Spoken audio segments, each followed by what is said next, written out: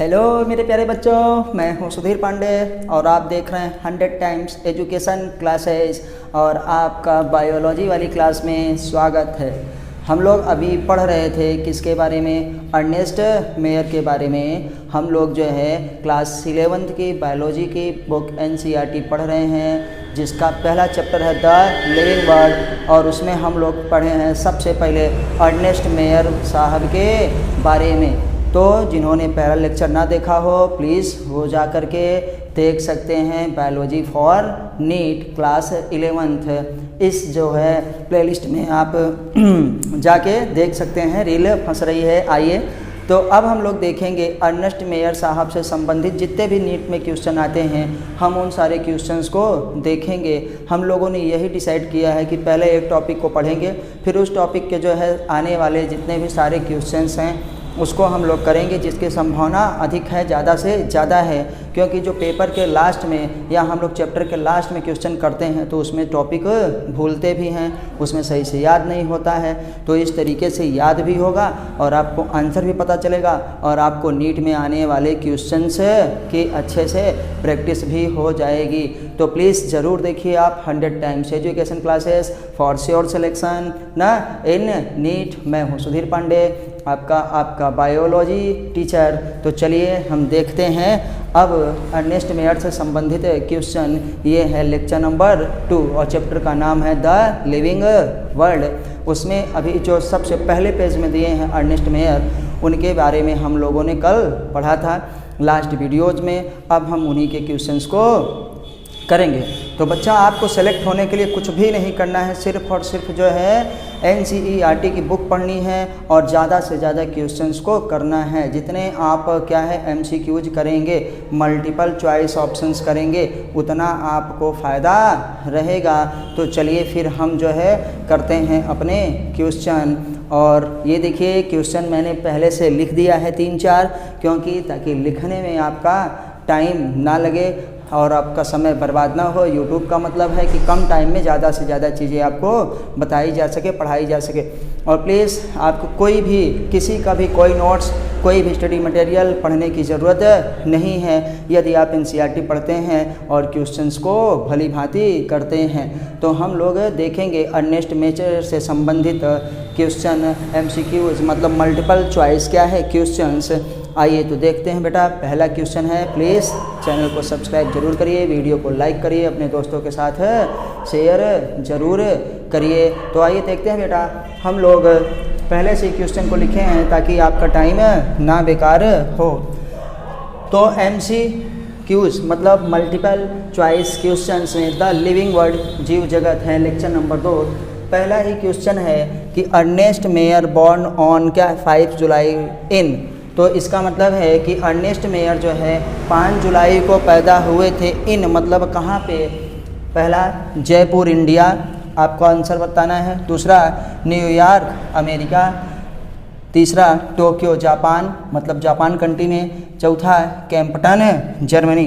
तो आइए हम देखते हैं कौन सा ऑप्शन सही है। देखिए जयपुर कहाँ पे है बेटा? इंडिया में है, तो ये भी नहीं था, आप लोगों ने कल पढ़ा था। न्यूयॉर्क कहाँ पे है? अमेरिका में। न्यूयॉर्क सिटी अमेरिका की है, ये भी नहीं सही है।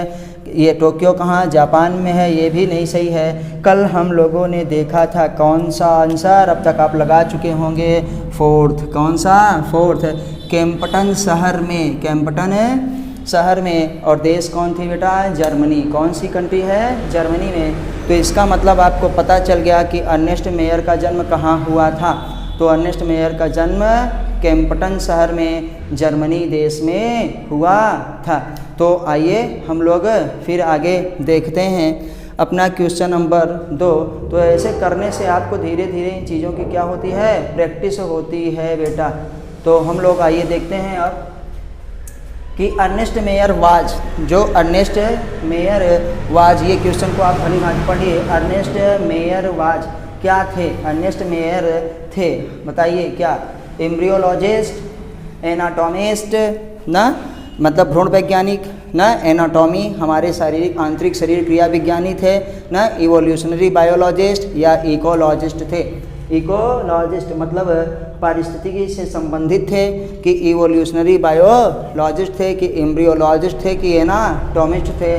तो आपको पता है कि एम्ब्रियोलॉजिस्ट भी नहीं थे, एनाटॉमिस्ट भी नहीं थे, इकोलॉजिस्ट भी नहीं थे, ये क्या थे? Evolutionary biologist.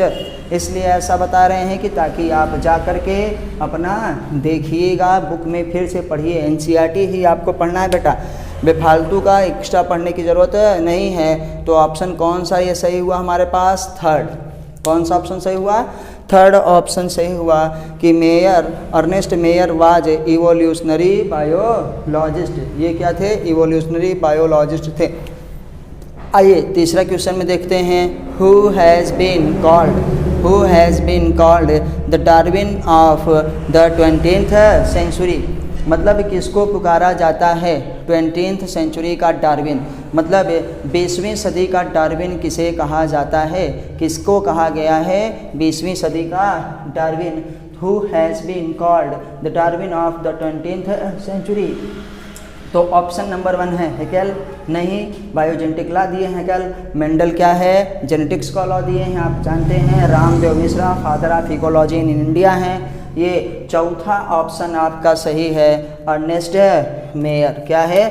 क्योंकि बेटा आप याद रखिएगा, इसलिए इसको ऐसा दे रहे हैं कि अर्नेस्ट मेयर से ही संबंधित सारे क्वेश्चन हैं, ताकि आपको क्वेश्चन करने से याद हो जाए, आपको दिमाग में ये अच्छी तरीके से बैठ जाए।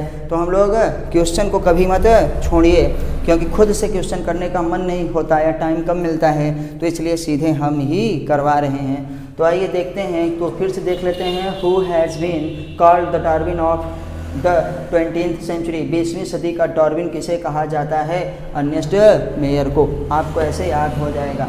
अच्छा, mayor joined Harvard faculty of art and science. तो मेयर ने जो है हार्वर्ड यूनिवर्सिटी को ज्वाइन किया था, उसके आर्ट एंड क्या है? साइंस फैकल्टी को, मतलब कला और विज्ञान संकाय को उन्होंने ज्वाइन किया था। किस सन में बेटा? 1954, 1963, 1953 और 1974। तो आपको याद रखना है कि हम लोग अपने बुक के पहले ही पेज में पढ़ें, जिसमें अर्नेस्ट मेयर साहब थे, वहाँ पे लिखा है 1953। तो इस तरीके से, ताकि आपको याद रहे कि उन्होंने हार्वर्ड यूनिवर्सिटी को 1953 में ज्वाइन किया था। और यहीं पे देख ले रहे हैं हम एक क्वेश्चन कि रिटायर्ड कब हुए थे? Retired in 1975। याद रखिएगा कि 1953 में उन्होंने ज्वाइन किया था, और क्या है 1975 में 1975 में बेटा वो रिटायर हुए थे। रिटायर होने के बाद भी उनकी क्या है रिसर्च चालू थी, और उन्होंने लगभग विज्ञान के सभी क्षेत्रों में, बायोलॉजी के सभी क्षेत्रों में उन्होंने क्या है रिसर्च अपनी की है। तो आइए अब हम लोग देखते हैं नेक्स्ट के क्वेश्चन। आपको ये क्वेश्चंस कैसे लगे हमको कमेंट के माध्यम से ज़रूर बताइए, और प्लीज़ चैनल को सब्सक्राइब ज़रूर करिए। और रुकिए अभी कहीं जाइए मत, क्योंकि अभी हम लोग और भी क्वेश्चंस को देखेंगे। तो आइए बच्चा लोग, अब हम लोग जो है आगे के क्वेश्चंस को देखते हैं, कि जो हमारे आगे का क्वेश्चन है, हम लोग 4 तक कर चुके थे, ये 5th है। आइए पढ़ते हैं। Alexander Agassiz professor of zoology emeritus title was given, क्या है? फॉर, ना किसके लिए दिया गया था? एक टाइटल है, ये क्या है? टाइटल है। टाइटल का मतलब बेटा एक उपाधि है। ये उपाधि किसके लिए दिया गया था या किसको दिया गया, इस उपाधि को आप भली भांति याद कर लीजिए। नाम है Alexander Agassiz professor of zoology emeritus title किसके बारे में बोला गया था? वाज गिवन फॉर, किसके लिए ये टाइटल दिया गया था? तो आप याद रखिएगा कि हमारे पास अर्नेस्ट मायर हैं, पंचानन माहेश्वरी हैं, लैमार्क हैं और न्यूटन है। भैया न्यूटन तो हो ही नहीं करेंगे, क्योंकि ये फिजिक्स वाले महान गुरु हैं ना। Panchanan Maheshwari father of embryology in India हैं। लैमार्क को आप लोग सभी जानते हैं, इवोल्यूशन से ये संबंधित हैं कि विकास कैसे हुआ था। तो हमारे पास बचते हैं अर्नेस्ट मायर, और हम लोग अर्नेस्ट मायर के बारे में ही पढ़ रहे हैं। तो याद रखिएगा इस क्वेश्चन का आंसर आपसे पूछा जा रहा है बच्चों हिंदी में भी आप लोग समझिएगा, ये मत सोचिएगा सिर्फ इंग्लिश में है बोल रहे हैं, हिंदी में कि Alexander Agassiz professor of zoology emeritus, ये उपाधि, ये टाइटल किसके लिए दी गई थी या किसके बारे में ऐसा कहा गया था? तो वो कौन है बेटा? अर्नेस्ट मायर है। कौन है बेटा? अर्नेस्ट मायर है, याद रखिएगा। फिर आते हैं हम लोग मायर्स रिसर्च। क्या है मायर्स रिसर्च? स्नैप्ड, मतलब इनका क्षेत्र कहाँ तक था, इनका रिसर्च कहाँ तक फैला था, इन्होंने किन किन चीज़ों पे अपना रिसर्च किया है, इस क्वेश्चन का मतलब ये हुआ। ऑर्निथोलॉजी मतलब पक्षी विज्ञान पर हाँ किए थे, टैक्सोनॉमी मतलब वर्गीकी पे किए थे, और सिस्टमेटिक्स का मतलब समवर्गीकी पे किए थे ना। तो ये भी सही है, ये भी सही, ये भी सही है। तो ऑप्शन नंबर हमारे पास कौन सा हुआ? 4th सही है। तो क्या कहेंगे? ऑल। क्या कहेंगे? ऑल। ऑर्निथोलॉजी, टैक्सोनॉमी, सिस्टमेटिक्स तथा क्या है? ऑल। ये सब किस पे है? ऑल पे है। अभी हम लोग ये इंग्लिश में लिखे हैं क्वेश्चन। अगर आपको बच्चों दिक्कत होती है तो आप हमको कमेंट के माध्यम से ज़रूर बताइए, हम हिंदी में आपको ऑप्शन लिख के देंगे। लेकिन आप विश्वास करिए कि इंग्लिश ज़्यादा अच्छी रहेगी हिंदी से, क्योंकि हिंदी में आपको कन्फ्यूजन हो सकता है। आपको नीट का पेपर जो है हिंदी में मांगेंगे तो आपको इंग्लिश हिंदी दोनों को आएगा, तो समझ के आप अच्छे से करिएगा।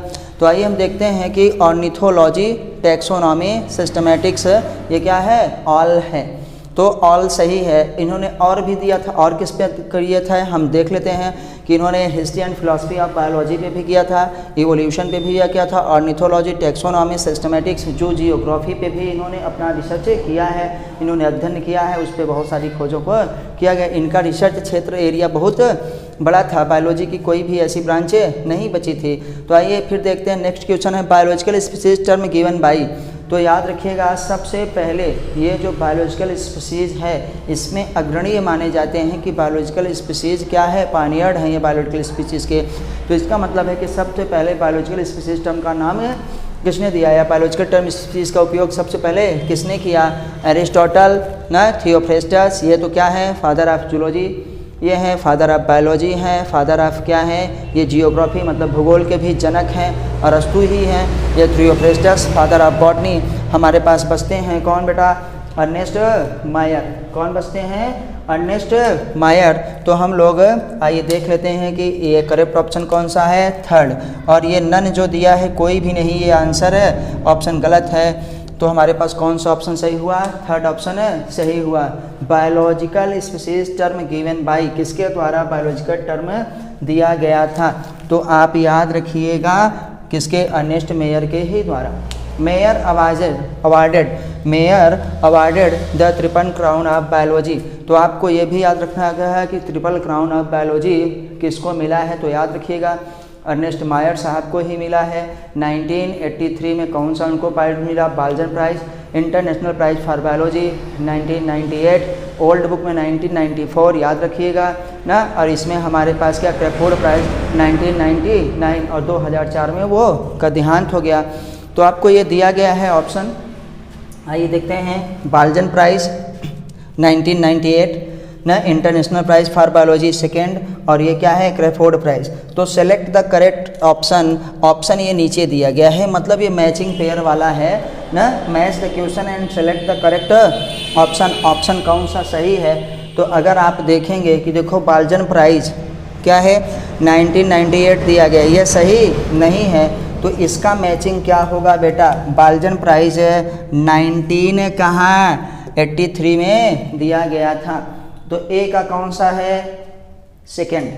यहाँ पे देखिए ए का 2nd है नहीं, ए का क्या है? 3rd है। ए का 3rd है।